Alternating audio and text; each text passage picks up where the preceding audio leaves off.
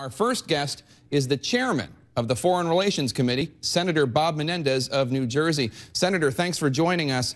First of all, just your response to this remarkable op-ed from Vladimir Putin that doesn't seem to be exactly on message with what I thought was being agreed to. Well, Jake, I got an email with what President Putin had to say, and I have to be honest, it was at dinner, and I almost wanted to vomit. The reality is I worry when someone who came up to the KGB tells us what is in our national interest and what is not. And, it really raises the questions of how serious this Russian proposal is. And that's what I wonder is, with this as a scene setter, I mean, it's not quite the message, the subtle message that Anthony Weiner gave to the members of the press on his last limo ride away from, but it's pretty close, taking issue with American exceptionalism, saying it was the rebels, when he's already saying that he's going to help take CW away from the Assad regime. It's kind of in your face. Well, it's very much in your face. And, when I see Putin's other comment that suggests, well, you can't expect a country to unilaterally disarm, we're not talking about unilateral disarmament. We're talking about chemical weapons. So if he believes that in the arsenal that Syria or any country should have is chemical weapons that they can use, my God, that's a real problem. That's not unilateral disarmament by any stretch of the imagination. Chairman, you just said that it raises questions about how serious the Russia proposal is. John Kerry is on a plane right now going to try to talk to his counterpart from Russia. Is he on a fool's errand? No, look, I believe, as someone who helped author the resolution that got a bipartisan support in the Senate Foreign Relations Committee, that it would be foolish to slam the door on a potential diplomacy. We have to test it.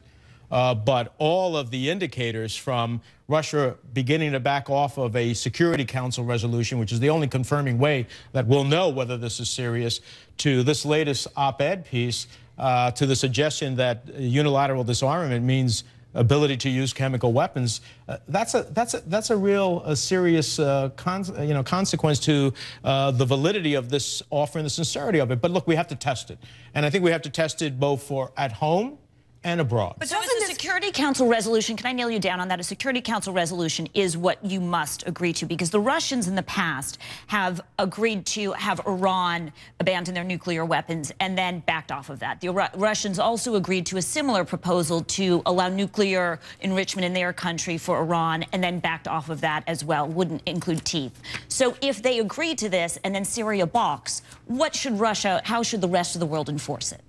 Well, that's why a Security Council resolution is critical in order to achieve what we would hope could happen. Look, a potential result of this could be far more positive. We were ready to strike to stop Assad's abilities to have weapons that deliver chemical weapons. If you can eliminate the chemical weapons, that's a greater desirable result, but it has to be real. And look, the only reason, I believe, that the only reason that the Russians are even maneuvering in this way and considering the possibility is because of the credible use of force. If that was not there, we would neither hear Russia making any offer, nor would we hear the Syrians contemplating such. Senator, what do you think is going on in the Kremlin? Here they are. Your guess is as good as mine. Well, but your guess is probably better than mine. So let me ask you, what's going on? I mean, they get together and say, well, let's write this op-ed for the New York Times and play to public opinion, which is against President Obama, and divide America even more. I mean, what's the thinking here? Yeah, Gloria, I think there are two things going on here. First of all, I think the Russians did see the contemplated possibility of strikes against Assad, and that would have weakened him, even though our purpose was to pursue the delivery mechanisms for chemical weapons. It would have degraded Assad significantly. It could have, by consequence, created a change. But I mean, with this op-ed on the battlefield. That's why I think they began to move in this direction. He's trying to maximize his leverage. He's trying to get the American people to ultimately be further divided, and in doing so have a stronger leverage point through his foreign minister in these negotiations. But I think the American people, when they read that, will reject it wholeheartedly. He may have an opposite result as a result of his Says he has the Pope on his side. Well, I am sure that the Holy Father has moved Putin at various other times. I want to get your response to some of the things, some of the claims he makes, because you have information that we, as people who haven't seen the classified intelligence, have, and the public as well doesn't have. Putin writes, when talking about the poison gas and who's responsible, quote, "No one doubts that poison gas was used in Syria, but there is every reason to believe that it was used not by the Syrian army, but by opposition forces to provoke intervention by their powerful foreign patrons who would be siding with the fundamentalists. Reports that militants are preparing another attack, this time against Israel, cannot be ignored." Now, you've seen the classified intelligence. Does he have any case to make there? No. Look, only in Russia and Putin's parallel alternate universe could you believe that. Let's add the facts up for a moment. The facts are these, that there is no question that the delivery system of the chemical weapons were through missiles. If the rebels had missiles, they'd be striking at his artillery and his aircraft. They don't have missiles, number one. Number two, all of our satellite intelligence shows that the delivery of those missiles came from areas controlled by Assad into the rebel areas. We also know that Assad's regime, as it relates to chemical weapons, are fully vetted for loyalty to the regime and under its absolute control. And we know basically that access to chemical weapons does not exist at this point in time among the rebels. So if you add up all of those facts, you can clearly understand that Putin's position is out of the realm of believability. But Senator, you just talked about Putin's parallel alternate universe. Mm-hmm. It's his universe, and we're living in it right now. I mean, isn't that the reality that we are and that's part of what he was trying to say in his op-ed. You know, he's running the show right now. And so, but as chairman of the Senate Foreign Relations Committee, do you feel comfortable with the fact that we are living in his parallel alternate universe? Yeah, when I say his parallel alternate universe, look, this is a guy who grew from the KGB to be the head of it. And he is still, from my perspective, still very dominated in his mind by KGB and the desires for a greater Russia. So that's what I mean by his parallel alternate universe. He's very conniving. He's very calculating. At the end of the day, I think the world, however, needs to see that challenge. Many of my colleagues who are ambivalent about the declaration of the use of force want to see a diplomatic track to be pursued, and this is an opportunity. He has all the leverage right now, doesn't he? He supplied all those weapons to Assad that you're talking about. For 30 years he's been supplying those weapons. Why do we think he'd be motivated to get him to turn them over? Well, I think that there is a clear understanding, and this is why the credible use of military force needs to continue to be on the table. Because that table, only it came on the table. Let me finish the first answer, and then I'll go to the second.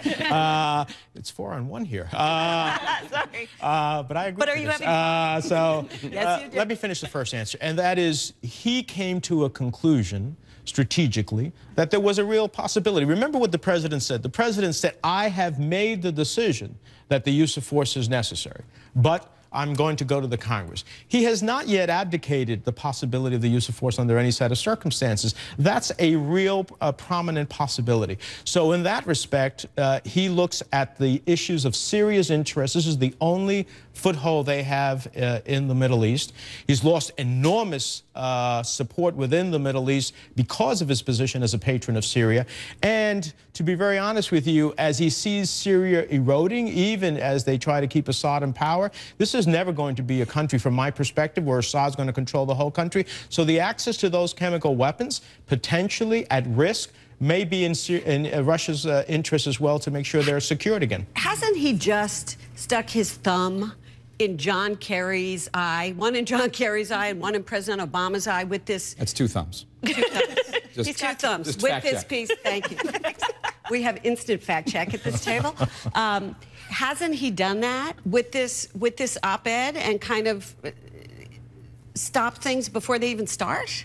Look, I think they are going to try to maximize their position as John Kerry goes into his discussions with Lavrov and create the maximum ability to get the result that they want. Now, is that a yes or a no? That's on Well, it means that they're going to maximize their position. And if maximizing their position is taking efforts to try to divide the American public and try to undermine the very efforts so that the Americans are in a weakened position, but I don't think he'll achieve that. It's very clear that we're going to insist on a verifiable process with a UN resolution. Otherwise, we have nothing. All right, Senator Menendez and the rest of our panel, stay with us. There's a lot more to tackle tonight coming up. Russia's offer to work out a Syria deal bailed the Obama administration out of a showdown with Congress over military strikes. So what happens if talks with Russia fail? Is there a plan C? We'll break down the options with our panel and Senator Menendez coming up next.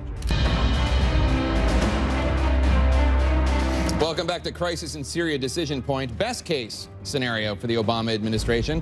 Secretary of State John Kerry arrives in Russia, hashes out a solid deal to get Syria's chemical weapons stockpiles put under international control. Syria complies without pulling any funny business, and we all go back to remember that looming debt ceiling battle. If that sounds like a pipe dream, and some, including Senator John McCain, say it is a pipe dream, then what does that mean for the next phase of dealing with this crisis? Let's bring back our panel. Gloria Borger, Jessica Yellen, Dana Bash, and the chairman of the Senate Foreign Relations Committee, Democratic Senator Robert Menendez of the great state, the Garden State of New Jersey. Senator, let's make the assumption that this isn't going to work, or at least it stumbles a little bit.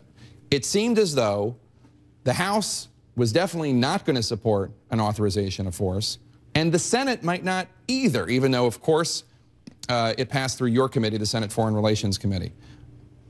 Can the Obama administration afford to take this back to Congress? Well, look, I think that many members who I've talked to who are undecided actually viewed this set of circumstances as an opportunity, and we've been talking about the possibility. I think they view it as an escape hatch. Well, I think they look at it as an opportunity in which those who have said we should really exercise the full extent of the diplomacy, although I've argued with them that 2 years of Russian vetoes is a pretty extensive use of diplomacy, but that this opportunity might give them the wherewithal to say, you know what, put this in the resolution, give it an opportunity, and if in fact it doesn't, it would. They want to vote, really?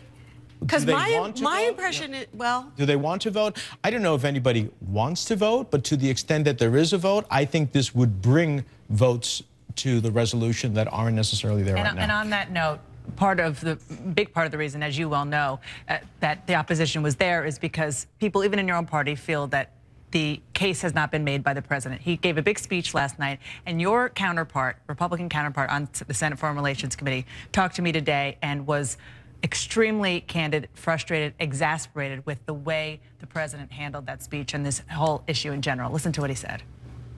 The president just seems to be very uncomfortable being commander-in-chief of this nation. He cannot speak to the nation as a commander-in-chief. He cannot speak to the world as a commander-in-chief. He just cannot do it, and I don't know what it is.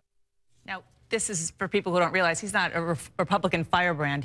On this issue, he worked with you. You wrote the resolution together. He very much supported the president on this issue, and he's saying that he doesn't think he's comfortable as being commander-in-chief. What do you think about that? Well, look, Bob Corker is an excellent senator. We have passed a whole slew of legislation, including the resolution for the use of force in a bipartisan process. I'm thrilled to be working with him. I think that what I gathered from that interview and his sense of frustration is he wanted the president to make a broader argument beyond that which he made. He wanted him to make, well, I do believe that where the president missed an opportunity in his address last night was to talk about some of the other consequences. For example, what does the Ayatollah in Iran think about our inability to enforce a red line, as we are telling him, do not pass that line as it relates to nuclear weapons? What does the dictator of North Korea think about our resolve as it relates to some of his nuclear process and a big cache of chemical weapons as well? I would have liked to have seen the president extended that and talked about the national security argument. I think he did make a national security argument. I think he could have expanded to the strategic importance that goes beyond Syria into other parts of the world, which are very dangerous for us as well. Senator, are you at all concerned about who's driving the president's policy? When you look at his first-term national security team, he seemed pretty decisive compared to this. But at that time, he had Secretary Clinton, he had Secretary Panetta. At some point, he had Petraeus. Those people are all gone. And does it worry you at all that he doesn't have people? Do you think perhaps he doesn't have people around him who can drive him, who can say no to him, who can give him a little more direction? Look, the President of the United States is the one person who gets elected by all of us to make the decision. He's the one who holds the nuclear code. He's the one that makes decisions about the use of American forces. He can have a team around him that can make all the arguments in the world. He has to make the final decision. I think these are very capable people. You know what I'm very saying. But they're very forceful. John Kerry is not a shrinking violet. I don't think Susan Rice is a shrinking violet and has a particularly close relationship with the president, even beyond his previous national security advisor. I don't doubt that they are forceful in their arguments, but he is the president. He makes the final decision. Can I get back to the negotiations with the Russians? There's been talk of a timetable, no timetable. How long will it take us to know that we're being played? Yeah. Well, Gloria, I think that these negotiations in Geneva are going to give us a big understanding. The chemical weapons inspectors are supposedly at the UN, supposedly come out with their report next week. So what's your time frame? I would say that we are going to know pretty clearly within the next 2 weeks whether this is a serious opportunity or not, whether we're going to be at the UN with a resolution somewhere within that time frame. I think that that's going to give us a pretty clear idea whether this is a sincere opportunity or whether this just is a purchase for time and international maneuvering. Senator, before you go, I want to get your reaction. I asked the White House what they made of the New York Times op-ed, and from Vladimir Putin. They did not express any feelings of nausea as you did. They, of course, are in the middle of negotiating. They must have a stronger stomach. Stronger stomachs. This is what they said, and this is a senior White House official saying that the op-ed indicates that Putin is now fully invested in Syria's chemical weapon disarmament. I said, well, what about saying that the rebels were behind the chemical weapons? What about the poke in the eye in American exceptionalism? And the official said, that's all irrelevant. Putin put this proposal forward, and he's now invested in it. That's good. That's the best possible reaction. He's fully invested in Syria's CW disarmament. That's potentially better than a military strike, which would deter and degrade but wouldn't get rid of all the chemical weapons. He now owns this. He has fully asserted ownership of it, and he needs to deliver. Now, that's good spin, but do you think that that's what this op-ed says? I am Vladimir Putin, and I own this process?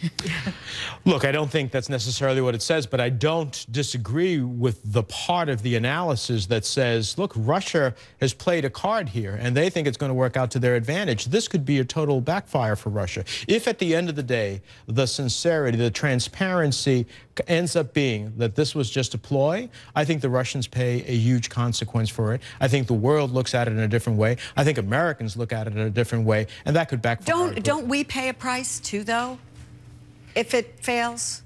If the effort fails? Yeah. No, I think what happens is we once again show to the entire world at a time that they're riveted. I don't know they've been riveted for the last 2 years in our efforts at the UN, but the world and the nation is riveted on this right now. And seeing that the Russians lied, if that's what ends up happening, and that in fact it was not sincere, and that in fact we have exhausted all possibilities, I think that strengthens the president's hand. And what we need to be doing in the Congress is making sure that the credible use of military force is on the table, because that's the only way that we're going to get to a diplomatic solution. Senator Menendez, everybody wants to ask more questions, but I have to end it here. I promised your staff I'd let you get home before you turn into a pumpkin. Thank you so much. Great having you here.